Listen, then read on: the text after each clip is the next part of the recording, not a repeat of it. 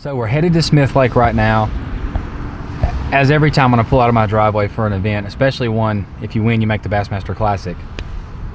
That feeling, man, it's got you going. And right now, we're gonna make the long drive today, as well as 220-something other anglers, and use that windshield time to just imagine what it's gonna be like if we're able to have a great week and get the win.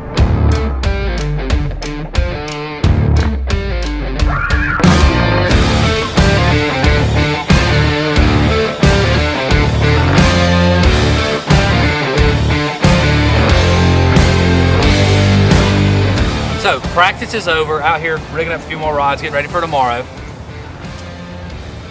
There's a lot of little fish at Smith Lake. Those 15-inch keepers and bigger are hard to come by. So looking forward to tomorrow to go out and see what we can make happen. We need some big ones. So it's been a fun week here in Coleman. Had a lot of fun this week. All our little shenanigans off the water and all that, been great. But tomorrow is work day. It's time to go to work. All right, you can see we're in the long line here waiting to launch. A lot of anglers trying to put in and go fishing. So there's a little foggy right now. We may have a fog delay today. I'm curious to see if that's gonna lift, but lake's gonna look a lot different than what we saw the last couple days. This lake has a lot of drains that drains into it. It's all downhill to the lake, and it has rained so much. So it was up a foot yesterday. I would think it's gonna be another 2 foot today. So it's one of those ones like kind of ready to get out there and just see what we have to do and kind of stay on our toes today and try to put it together. I would say a lot of the guys that's going to do well today had horrible practices and are going to go out and practice today basically and just run into a pattern or a situation and like start catching them up. So we're ready to see what we can go make happen. Let's do it.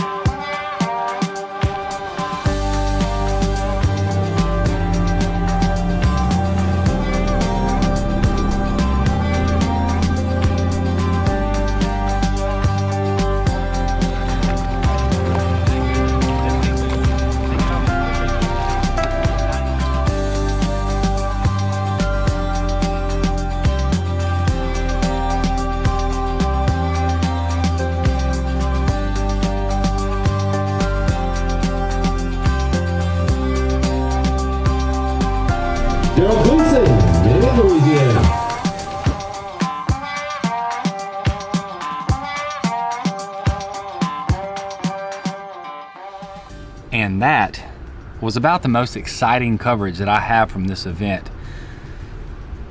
So instead of boring you with a whole bunch of me running around, catching small fish, trying to catch keepers, I thought it was important to do something a little different with this and talk about the subject of, you know, not doing well in a tournament. Like, I feel that's important. If you're an aspiring fisherman or tournament fisherman, you need to hear this.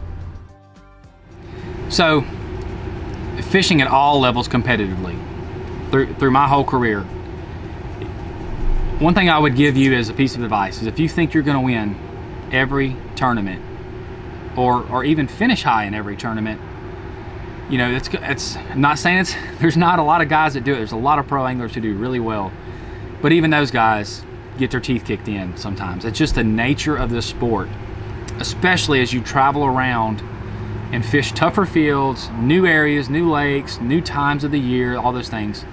It can be very brutal. So like, I always, especially early on, I would always look back at what I learned. And so that's kind of what I'm gonna do on the drive over to Grand Lake, where our next tournament is coming up in 2 weeks. I'm gonna reflect back on some of the things I learned, take a little time to you know, maybe cry it out in the truck a little bit, maybe play some sad music, and then you gotta move on and pick yourself up, because that event's over with. The decisions I made at the time, I'm fine with. They were what I thought were the best decisions to give me the best opportunity to do well, and it didn't work out. So you really have to like learn that yourself, and it takes a lot of time to learn it for some of us, and others pick it up immediately. But you got to figure out your way to work through these tough events and do what you can to avoid them at all costs. Like, the best anglers to me in the sport are the ones that avoid the bombs. They're always consistent, and that's inspiring to me. It shows me it's doable. Like, I know I can do it. I have runs of where I can do it. I just have to tap into that mojo and keep it going. So we're gonna make our 9-hour drive over to Grand Lake, and we're going over there with the same attitude we had here. We want to win to make the Bassmaster Classic. It won't be easy. It'll be very tough. I have not had a great record at Grand Lake, but I have had a good finish or two there. And the big thing for me, though, this is my last chance of the year. This is my last tournament of this grueling tournament season that I've had.